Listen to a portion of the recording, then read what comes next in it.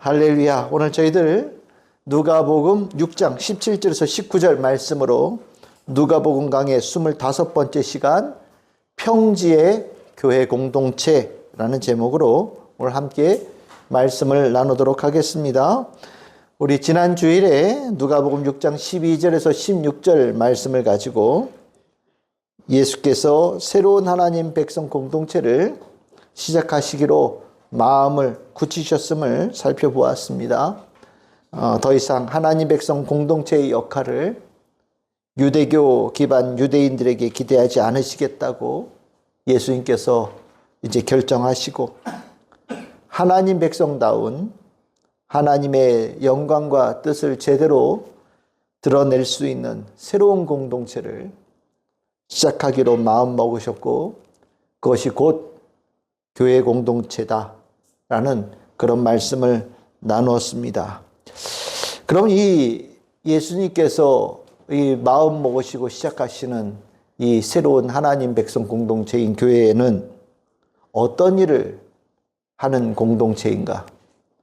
그 공동체에게 예수님께서는 어떤 역할을, 어떤 일을 하기를 기대하고 계시고 그리고 그 교회를 통해서 어떤 결실을 맺기를 원하시는가?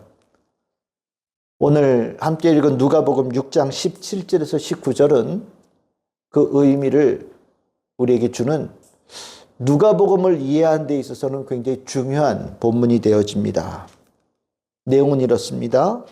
산에서 내려오셔서 평지에 가셨다. 모인 무리들에게 능력을 흘려보내신다. 그리고 예수의 능력으로 모든 사람이 낫게 되어진다. 예수님께서는 하나님과 산에서 교제를 나누신 후에 세상인 평지로 내려오셨고 그곳에서 하나님의 나라를 실제로 실현하셨다라는 것이 오늘 우리가 읽은 본문의 내용이고 이것이 예수님께서 세우고자 하시는 하나님 백성 공동체, 새로운 공동체의 중요한 역할이고 사명이다라는 것을 우리가 먼저 이해하고 오늘 말씀을 나누고자 합니다. 그러면 이 부분에 대해서 우리가 하나하나 좀 살펴보았으면 합니다. 예수님께서 교회 공동체, 하나님의 백성의 새로운 공동체로서의 교회는 어떤 곳이냐? 세상으로 내려와서 평지에 있는 공동체다.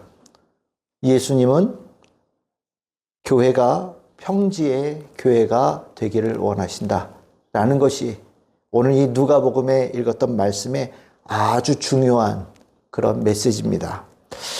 우리가 이 누가복음을 이렇게 읽으면서 이 안에 아주 누가가 신중하게 사용한 자신이 표현하고자 하는 것을 굉장히 심혈을 기울여서 고른 단어들이 곳곳에 등장을 합니다. 그것이 이 누가복음을 통해서 누가가 이해한 예수님의 복음의 아주 핵심적인 내용이라고 볼 수 있겠습니다.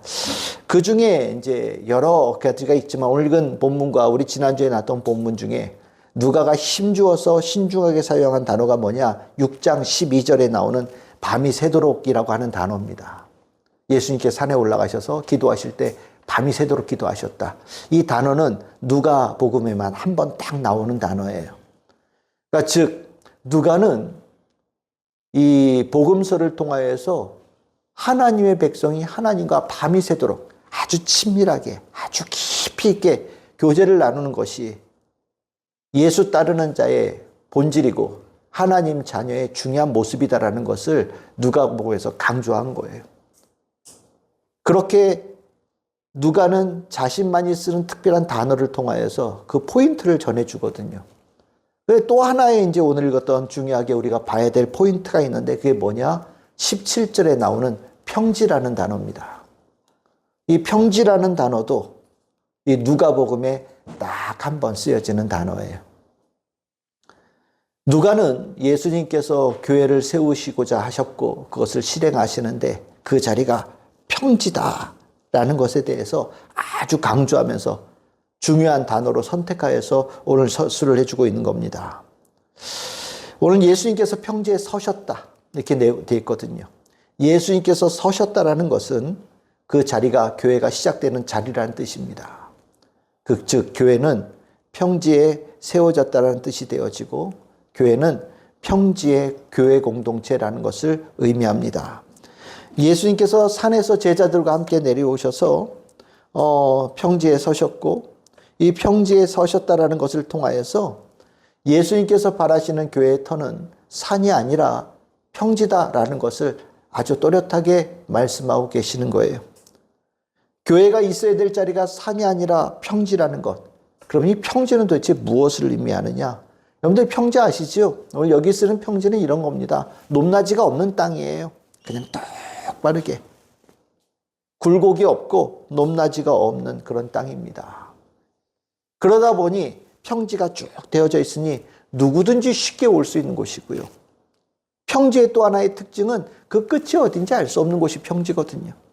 무한히 넓어질 수 있고 무한히 커지고 많은 사람들이 모일 수 있는 터가 바로 평지입니다.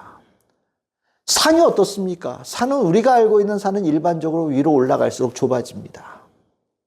그래서 아래로 있던 사람들이 산 꼭대기에 다 올라가지 못하죠. 산은 위아래가 있어요. 산은 대체적으로 보면 구분하는 선과 같아요. 시내 산에서도 하나님께서 모세에게 말씀하실 때 산으로 올라올 자와 산으로 올라오지 못하는 자가 구별되어지는 모습들도 있었죠. 산은 그렇게 하나님과 함께하는 자리이면서도 상하가 분명하게 있는 위와 아래가 있는 그런 땅입니다. 하지만 평지는 다르죠. 모두가 같은 눈높이에서 모두가 형제 자매가 되어질 수 있는 구분이 없고 구별이 없는 땅이 바로 평지인데 예수님께서는 이 평지가 교회가 있어야 될 곳이다. 교회는 모든 사람들이 누구나 한 형제 자매로 만나고 어울릴 수 있는 터가 되어야 된다는 것을 말씀하고 계셔요. 누가는 이 평지를 중요하게 여깁니다.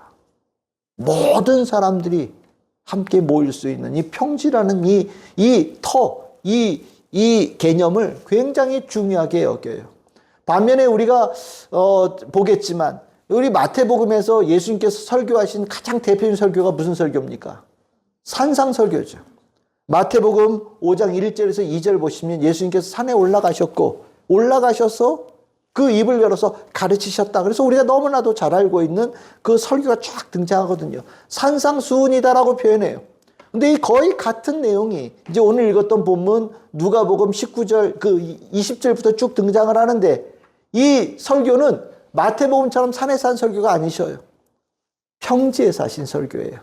그래서 누가복음에는 뭐라고 표현하느냐? 평지수훈이다 이렇게 얘기합니다. 마태복음은 산상수훈, 누가복음은 평지수훈. 그러니까 이 평지라는 단어가 그렇게 중요한 의미를 가지고 있는 거죠. 우리가 이제까지 유대교가 기반으로 돼 있던 하나님의 백성은 어떻습니까? 층층 시야가 많아요. 성전에 들어갈 때도 누구는 들어갈 수 있고 누구는 못 들어가는 자리가 구분되어지기도 하고 그러다 보니까 이스라엘 백성들 유대인들은 특권의식을 갖게 되죠. 우리는 선택받았고 거룩한 백성이고 나는 대단한 사람들. 그래서 하나님 백성으로 여겨지지 않는 유대인 아닌 이방인들에 대해서는 거의 짐승처럼 개처럼 더러운 자로 취급하면서 함께 상종하지 못할 자라고 그들을 터부시하는 일들이 일어났거든요. 근데 예수님께서는 그 모습은 하나님 백성의 모습이 아니라는 것을 말씀하시는 거예요. 그렇게 성전이 세워진 것처럼 저 높은 산 위에 있는 공동체가 아니라 산에서 내려와서 모든 사람들을 만날 수 있는 자리로 내려와야 된다. 그것이 하나님께서 원하시는 하나님 백성의 공동체의 모습이다라고 말씀을 하시고 내가 너희들에게 이곳에 온 것도 바로 저 높은 곳으로부터 낮은 곳으로 온 것이 아니냐.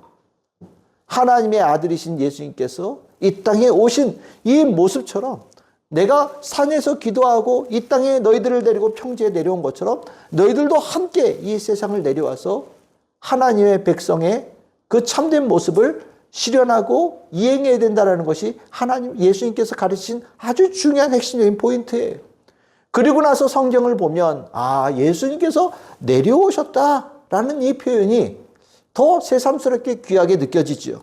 요한복음 1장 14절 예수님께서 말씀이 육신이 되셔서 우리 가운데 거하셨다. 거하시기 위해서 내려오셨다라는 거죠. 우리에게 내려오셨다. 요한복음 17장 18절. 그래서 예수님께서 우리에게 뭐라고 얘기하시냐? 아버지께서 나를 세상에 보내신 것처럼, 아버지가 나를 이 세상에 내려보내신 것처럼 나도 너희들을 세상에 이 평지에 보낸다. 그러니 너희들도 가서 내가 이 땅에 온 것처럼, 내려온 것처럼 모든 사람들이 있는 그 삶의 자리 평지로 내려가서 그 가운데 하나님의 나라를 시작하거라 라고 말씀하시는 거예요. 교회는 어떤 곳이라고요? 평지의 공동체예요. 모든 사람들이 같은 눈높이에서 한 마음을 가지고 함께 어울릴 수 있는 곳이 예수님께서 새로운 하나님 백성의 공동체로 세우신 교회의 마땅한 모습이라는 겁니다. 그럼 이 평지의 교회 공동체가 되기 위해서 우리에게는 어떤 영성이 필요한가? 예수님께서 그렇게 되라고 명령하셨으면 우리는 그것을 실행할 수 있는 영성이 우리에게 있어야 되거든요. 그 영성이 무엇이냐면 바로 낮아지는 영성, 비워지는 영성입니다. 교회는 평지의 교회이기에 예수님께서 친히 이곳에 내려오셔서 평지에 예수님께서 서셨기에 교회 또한, 성도 또한 그렇게 내려가야 되고 낮은 자리에 임해야 된다는 것을 우리의 가져야 될 아주 중요한 영성이 되어집니다. 예수님의 가르침에는 예수님께서 늘 하신 말씀이 자기를 높이는 자가 되어서는 결코 안 된다. 끝까지 낮아지는 자가 되어야 된다는 것이 예수님의 가르침의 아주 중요한 내용이었어요. 높아짐, 그것을 경계하고 낮은 자리로 내려가는 것에 대해서 기뻐하고 내가 가야 될 길은 높이 올라가는 길이 아니라 낮아지고 내려가는 길이어야 된다는 것이 예수님께서 가르치는 아주 중요한 핵심적인 내용이거든요. 그래서 누가복음 14장 11절 우리가 앞으로 나중에 보겠지만 이 평지에 세워진 교회 공동체이다 보니 예수님께서 말씀하신 그 내용에서도 누가복음에서는 낮아짐, 낮추는 것에 대한 예수님의 가르침이 집중적으로 등장을 합니다. 결국 낮아지기 위해서는 무엇이 필요하냐? 내가 비워져야 되는 거예요. 내가 비워지는 것이 낮아지는 겁니다. 단순하게 무릎을 꿇는다고 낮아지는 게 아니에요. 단순하게 엎드려진다고 낮아지는 게 아닙니다. 내가 비워지는 것이 낮아짐이에요. 결국 우리가 평지에 서기 위해서는 나를 비워낼 수 있느냐가 굉장히 중요한 관건이 되는 거죠. 자신의 공로와 자랑을 내버리는 것이 비움이에요. 하나님께서 나를 부르시고 택하시고 사명을 주셨다. 그것에 순종하기 위해서 필요한 것이 무엇이냐? 내가 안에 있던 것들이 비워져야 그 길을 따라갈 수 있는 거예요. 내 안에 무언가 가득 차면 아무리 하나님의 뜻을 알고 하나님의 계획을 알고 나를 향하신 하나님의 사명을 알아도 쫓아갈 수가 없습니다. 아는 것과 순종은 다른 거예요. 우리가 이 부분들에 대해서 굉장히 또렷하게 기억하셔야 돼요. 요즘 우리 크리스찬들이 너무 많이 알아요. 정말 많은 말씀들의 내용을 알고 귀한 말씀들을 너무 많이 듣고 있어요. 참으로 복된 거죠. 그러면 그 말씀을 들어서 우리에게 필요한 게 뭐냐? 내가 머리가 이만큼 커져서 똑똑하다라는 것을 내가 느끼는 거냐? 아니에요. 그 말씀은요, 결국 기도할 때 내가 비워져야 됨을 깨닫는 거예요. 내가 비워지진 것으로 이어지지 못하면 오늘 나에게 주신 말씀은요, 오히려 나의 생각과 나의 계획과 나의 뜻으로 충만하게 채우는 것밖에 되지 않아요. 신앙생활 잘했는데 비우지 못하는 일들이 너무 많이 일어나는 거죠. 결국 자기 비움이 중단되어질 때, 어떤 일이 나냐? 평지를 떠납니다. 다시 산으로 올라가는 거예요. 내가 높아야 되겠다. 내가 저들보다 더 위에 있어야 되겠다. 내가 그들을 위해서 아래로 내려보아야 되겠다. 나는 저들과 함께하기가 너무 힘들다. 나는 여기 있을 자가 아니다. 저기 있을 자다. 내가 비움이 멈춰졌을 때 도로 산으로 올라가는 일들이 일어나고 나의 평안과 나의 안위를 찾는 일들이 일어나는 거죠. 주의 사람으로 산다라는 것은요, 우리는 산에서 태어나는 자 맞습니다. 하나님의 부르심과 택하심으로 태어난 자들이죠. 그렇게 하나님께서 우리를 주의 자녀로 태어나게 하셔서 우리를 살라고 하시는 터는 평지입니다. 내가 너를 만들고 내가 너를 구원하여서 내가 너에게 새 생명을 주었으니 너희들은 이제 평지로 내려가거라 라는 것이 하나님의 뜻이거든요. 우리 성도님들이 오늘 이 예수님께서 산에서 제자들과 함께 내려오셔서 평지에 서셨다 라는 이 말씀 안에서 이게 교회구나, 이게 교회 안에 있는 성도구나, 구원받은 나의 삶이 그 가운데 있는 거구나 깊이 깨닫고 낮아짐과 자기를 비워내는 영성으로 늘 무장하는 우리 성도님들이 다 되시기를 주님의 이름으로 축복합니다. 두 번째로 예수님께서는 그 평지에 서신 다음에 이 교회에게 예수 그리스도의 생명과 능력을 세상에 흘려보내는 공동체가 되라고 말씀하셔요. 평지에 선 교회는 그러라고 예수님께서 세우신 겁니다. 오늘 예수님께서 평지에 와서 딱 서셨어요. 그 옆에 제자들과 함께 훅 내려왔죠. 그랬더니 어떤 일이 벌어집니까? 그 평지에 살고 있던 수많은 사람들이 예수님께로 막 몰려들어요. 예수님의 말씀을 들으려고, 그리고 예수님께 병고침을 받으려고 수많은 사람들이 모여들기 시작합니다. 그 모여드는 모습을 보면서 분명히 예수님께서 말씀하셨을 거예요. 내가 이 자리에 이 평지에 선 이유가 바로 이것 때문이다. 저들을 보거라. 모여들지 않느냐. 그 모여드는 자를 만나기 위해서 내가 이 자리에 왔다. 나는 그 만난 자들에게 나의 능력을 저들에게 흘려내보낼 거다. 내 능력이 저들에게 흘려보내는 터가 교회가 되어야 된다라고 말씀하시는 겁니다. 여러분들, 이 교회 공동체, 모여든 이들의 교회 모여든 이들이 있는 이 만나는 교회 공동체, 무엇을 어떻게 해야 됩니까? 말씀을 들으려고, 병고침을 받으려고, 치유를 받으려고 막 몰려드는데 그들 앞에서 교회는 무엇을 해야 됩니까? 말씀을 듣고 병고침을 받으려고 하는 이들 만날 때 교회는 고쳐주어야 됩니다. 고쳐주라고 예수님께서 교회를 세우신 거예요. 아니, 더 정확하게 말하면 그 평지에 선 교회에 예수님께서 고치시는 일을 하시기 위해서 교회를 통하여 그 일을 하시겠다라고 말씀하시는 겁니다. 그러면 그들을 어떻게 고칩니까? 무엇으로 그들을 고칩니까? 교회는 의술로 고치지 않아요. 교회는 약으로 고치지도 않습니다. 교회는 예수님의 능력으로 고쳐요. 그러면 예수님은 그 능력을 어떻게, 예수님의 능력으로 고친다라는 것은 무엇을 의미합니까? 예수님의 능력이 무엇을 통해서 나갑니까? 예수님의 능력은 손댐이나 그를 어루만지거나 그들을 안아주거나 그 아픈 곳에 손을 대는 것보다 더 중요한 게 있죠. 말씀으로 고치십니다. 예수님은 말씀으로 고치셔요. 무엇을 의미합니까?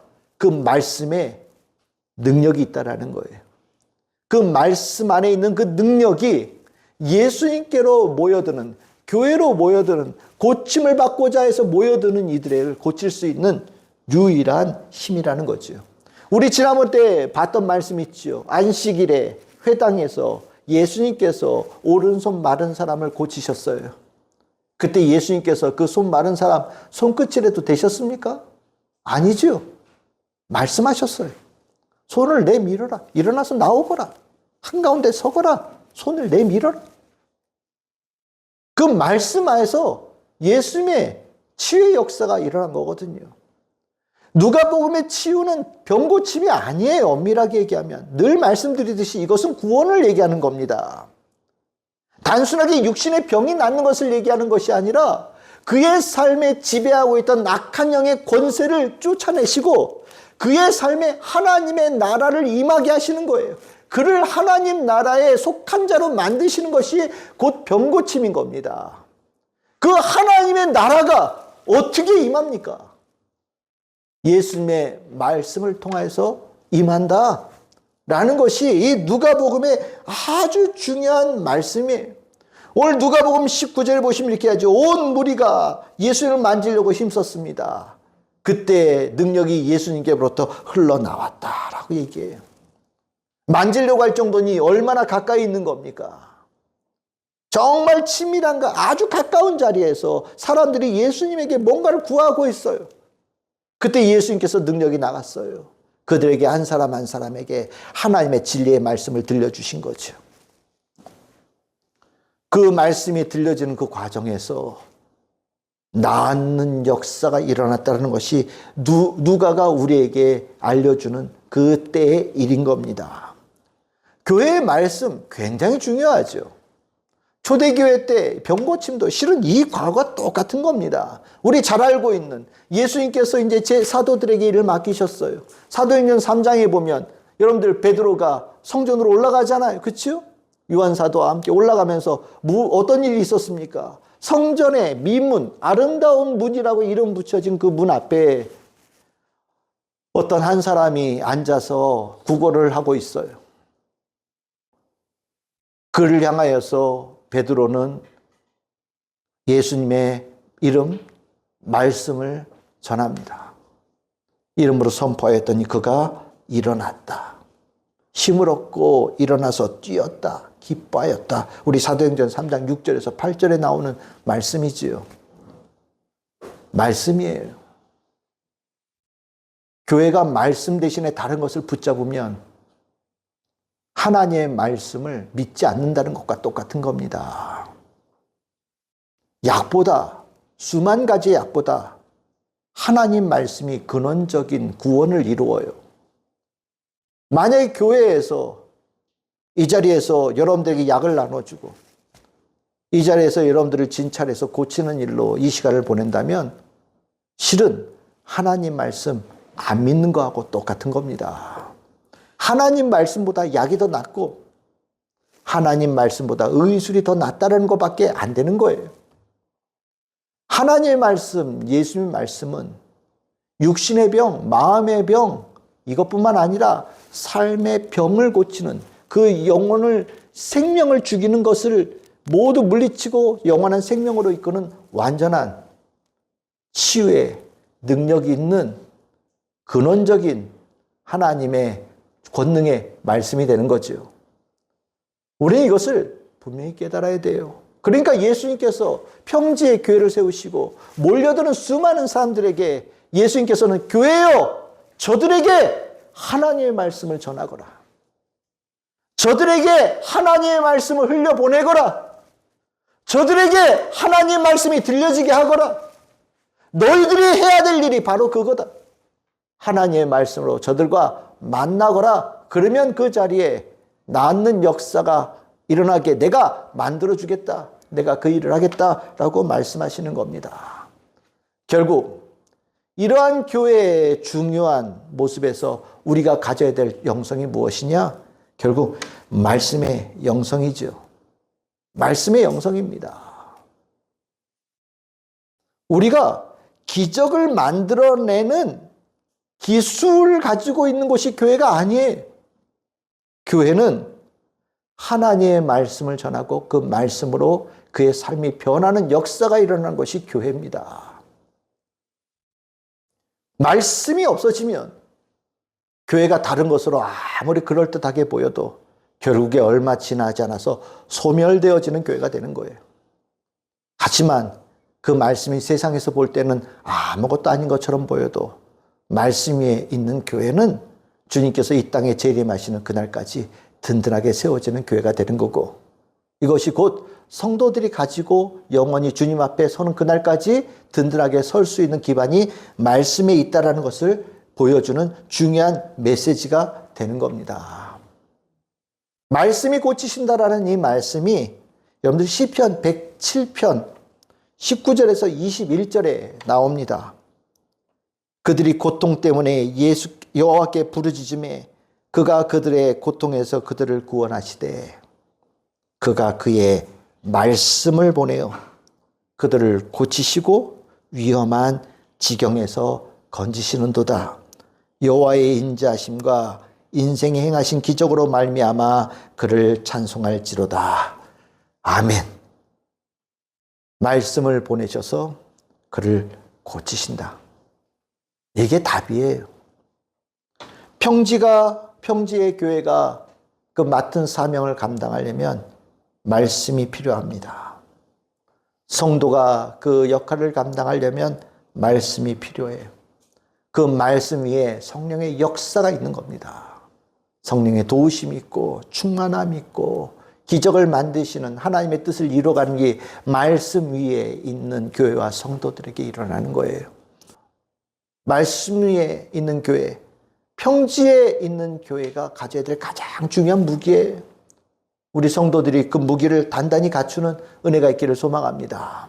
세 번째입니다. 세 번째는요, 예수님께서 교회 공동체 평지에 세우시면서 원하는 게 뭐냐면 모든 사람에게 열려있는 공동체입니다.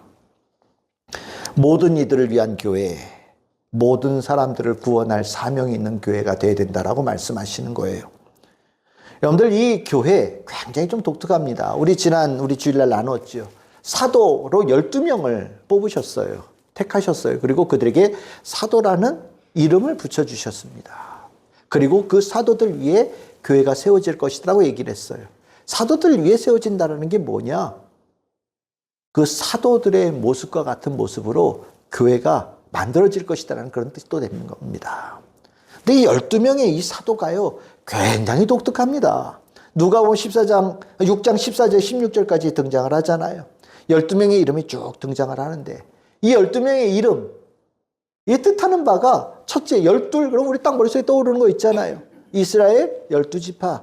그러다 보니 구약 성경에 있는 그 이스라엘 12지파, 하나님 백성으로서 실은 실패하고 있던 이 모습들을 제대로 이행할 수 있는 새로운 체제를 예수님께서 제자들을 통해 만들기를 원하신다. 12명, 12지파와 연결되어져 있는 개념으로 새로운 백성의 개념으로 12명을 세우셨다. 아마 여러분들이 이거는 뭐 그냥 아실 거라는 생각이 들어요. 그럼 이제 두 번째가 중요한데 그 두 번째가 뭐냐? 굉장한 다양성이 이 안에 있습니다. 다양한 사람, 아니 다양이라고 하면 이게 다 그 의미를 다 담지를 못해요. 엄밀하게 얘기하면 한 자리에 있을 수 없는 사람들이에요. 만나면 싸우는 사람 있잖아요. 개와 고양이. 잠깐 만날 때는 별일 없는데 하루 잠자고 나면 왼수 될 것 같은 그런 사람들. 뭐 처음부터 끝까지 아무것도 안 맞는 사람들 있잖아요. 그런 사람들이 12명의 명단 안에 들어있는 거예요. 여기 많은 사람들이 어부거든요. 어부가 어떤 사람들입니까? 뭐 학교 가서 공부를 했겠습니까? 배우는 게 있겠습니까? 누구는 이런 얘기도 합니다. 그들이 글은 알았을까? 아마 글을 몰랐을 가능성이 굉장히 높죠. 우리가 성경에 베드로 전후서 있잖아요. 학자들이 의심해요. 베드로가 이렇게 유려한 헬라어를 쓸 능력이 없을 것이 확실한데 너무 잘 썼다는 거예요.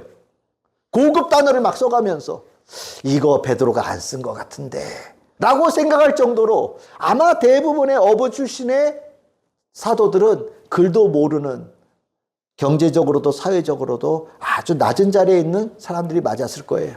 근데 반면에 여기 보시면 우리 지난번에 봤듯이 세리 마태 나오잖아요. 세리는 어떤 사람이에요? 돈 많은 사람이에요. 부자죠.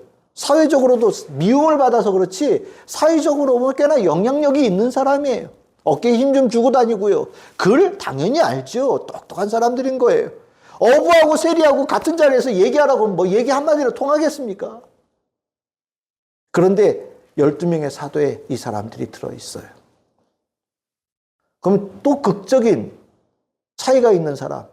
세리, 마태는요, 친로마예요. 로마의 수하에서 로마가 하라는 대로, 그냥 그들 말로 표현하면 로마의 개가 돼가지고 로마를 위해서 일하는 사람이에요. 그런데 그 바로 옆에 또 하나의 이름이 나오죠. 셀롯이라고 하는 시몬. 셀롯이 뭐 하는 사람이야? 열혈당원이거든요. 열심당원이요. 이 사람들은요, 반유대주의자들이에요. 반로마주의자들이에요. 로마에 대해서는 이를 바득바득 하는 사람이에요. 로마에 협력하는 사람은 속에다가 칼을 품고 다니면서 로마에 협력하는 사람들, 테러도 하는 사람들이 이 열심당원들이에요. 그런데 열심당원 중에 한 사람이 12명의 사도에 들어있는 거예요. 한 사람은 열혈 친로마, 한 사람은 열혈 반로마. 둘이 몇 시간이나 같이 있을 수 있겠습니까? 뭐 멀리 볼 것도 없어요. 우리나라 역사에 있잖아요. 완전 친일파. 그 완전 독립운동하는 사람하고 같이 있으면 한 끼라도 밥 같이 먹겠습니까? 근데 12명의 사도 안에 이 사람들이 들어있는 거예요. 그래, 이 12명 도대체 예수님은 무슨 기준으로 뽑았냐?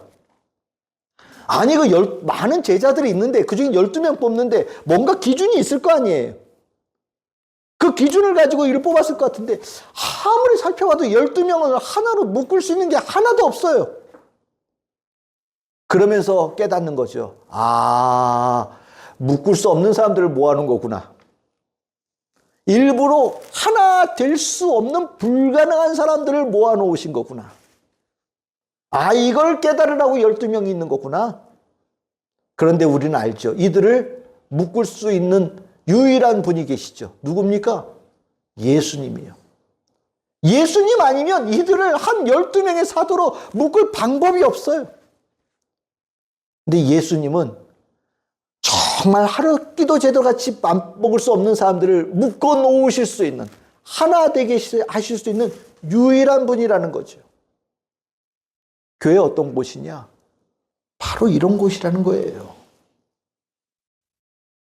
함께할 수 없는 자들을 함께하게 만들고, 원수된 자들을 친구 되게 만들고, 다른 생각, 다른 판단 가진 자들도 예수 안에서 하나로 뭉쳐서 어깨동무할 수 있는 곳, 바로 교회다라고 말씀하시는 거예요. 이 모습이 12명의 사도의 이 모습이 그대로 평지의 교회에서도 나타납니다. 오늘 읽었던 부분 6장 17절에 보시면 이런 얘기가 나오죠. 예수님께 사람들이 막 모여드는데 누가가 이렇게 표현해요. 유대 사방과 예루살렘과, 이건 유대인들이죠. 그런데 그 뒤에 바로 이어서 뭐가 나옵니까? 두로와 시돈. 두로와 시돈이 어디입니까? 지금 레바논 지역이에요. 성경에 보시면 두로와 시돈은요, 이방 땅의 대표적인 두 개의 도시로 등장하는 곳이에요. 하나님의 백성으로 어울릴 수 없는 곳. 그런데 그곳에서도 예수님 앞에 모여드는데 이들 사이에 싸움이 있어요? 갈등이 있어요? 유대인들이 이방인들 온다고 쟤들은 왜 여기 와 밀쳐내는 이야기 있습니까? 없어요. 예수님 앞에 유대인이든 이방인이든 다 모여드는 거예요. 함께 할 수 없는 이들이 예수 앞에서는 어깨동무할 수 있는 자리가 되는 거예요. 교회는 그런 곳이 된다. 내가 너희들에게 이 평지에서 그 역할을 하기를 원한다. 모든 사람을 융화시키고 하나로 묶을 수 있는 곳을 이 땅에 어디에 있느냐? 교회밖에 없다가 교회가 그 일을 하기를 원한다. 예수님께서 교회에게 그것을 맡기신 거예요. 그러면서 19절 저 끝에 보시면 뭐라고 나옵니까? 예수님에게 능력이 나와서 어떻게 했다고요? 모든 사람을 낫게 하려 하신다. 모든 사람이 어떤 사람입니까?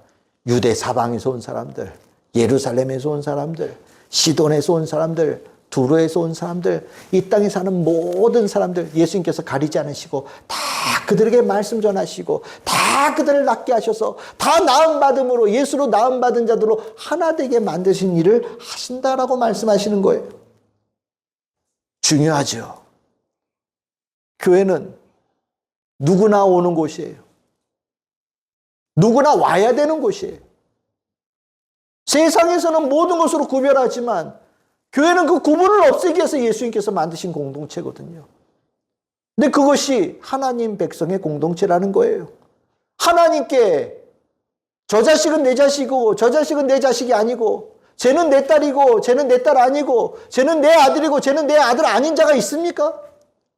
모든 인간이 하나님의 피조물인데 하나님 눈에 보시기에는 다 하나님의 자녀인데 사람들이 그것을 나누고 구분하고 싸우니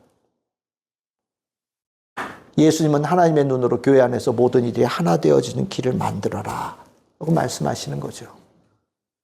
그것이 유일하게 교회밖에 없다. 결국 이러한 교회에 걸맞는 역할을 하기 위해서 우리에게 필요한 영성이 무엇이냐? 긍휼의 영성입니다. 자비의 영성입니다.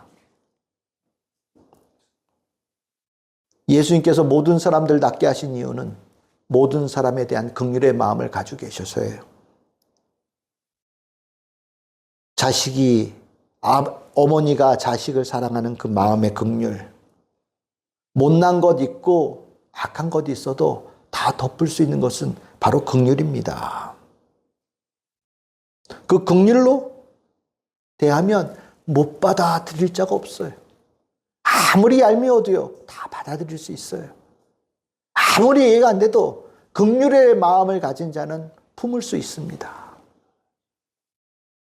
아무리 원수같이 느껴져도 그 안에 긍휼의 마음을 가진 자는 언젠가 그를 바라보면서 그래도 그 인생 불쌍한 것 같아요 라는 마음을 주셔요. 그리고 나면 찢어졌던 것이 다시 붙어지게 되어지고 갈라졌던 것이 봉합되어지고 서로 주먹 쥐고 싸우던 자가 악수하는 자가 되어지고 어깨동무하는 자가 되는 거거든요. 교회가 다양한 사람이 들어올 때 그 안에서 싸움 대신에 그것이 하나 되어질 수 있는 교회가 되기 위해서는 무엇이 필요하냐? 긍휼의 영성이 반드시 필요한 겁니다. 그래서 예수님의 말씀과 성경의 가르침에 긍휼과 자비가 많이 등장하는데 누가복음 6장 36절 우리 다음 얼마 뒤에 이제 말씀 나누겠죠? 예수님의 말씀이 너희 아버지의 자비로우신 같이 너희들이 하나님의 긍휼하심으로 구원받았으니 너희들도 누군가에게 긍휼을 베푸는 자가 되거라. 그것이 평지의 교회의 모습이다. 골로새 3장 12절에 우리가 하나님께 택하시고 거룩하게 사랑받은 자가 되었으니 우리에게 지금 있어야 될 모습은 자비와 긍휼의 옷이다. 다 같은 맥락의 말씀인 거예요. 예수님께서는 교회의 공동체에 기대하시는 바가 많아요. 예수님께서 산에 교회를 두지 않으시고 평지로 내려오셨을 때 그 안에 교회에 바라시는 일들이 풍성한 부분이 있었습니다. 오늘 우리가 교회가 세워진 이 자리가 바로 평지입니다. 상처 입은 사람들이 있는 자리고 병든 사람이 있는 자리고 절망하는 사람들이 있는 자리고 하나님을 찾는 자들이 있는 땅이 평지예요. 우리는 그 평지 한가운데 예수님께서 세우신 교회 공동체로 이 자리에 있습니다. 우리는 예수님께서 이 땅에 이 교회를 세우신 이 목적을 우리는 잘 알고 순종하고 충성하며 그 일을 감당해야 됩니다. 우리는 그 산에서 예수님께서 기도로 밤새 예수님께서 하나님과 기도했던 그 영성 우리의 마음에 늘 품고 평지에 교회를 세우신 예수님의 뜻을 이행하는 데 있어서 부족함이 없어야 되겠습니다. 기도하는 공동체이자 세상으로 내려가 평지에 있는 교회의 역할을 동시에 잘 감당할 수 있을 때 예수님께서 이 교회를 세우시고자 했던 모든 것들이 제대로 이루어지는 교회가 되는 겁니다. 자기를 비우는 교회, 세상으로 내려갑니다. 말씀 위에 선 교회, 사람을 살립니다. 긍휼을 품은 교회, 누구도 포기하지 않습니다. 그래서 평지에 세워진 교회는 언제나 소망이 있습니다. 우리 참 즐거운 교회와 우리 성도들이 이 축복을 풍성하게 누리고 하나님께서 예수님께서 원하시는 교회로 든든히 세워진 축복이 있기를 주님의 이름으로 축복합니다.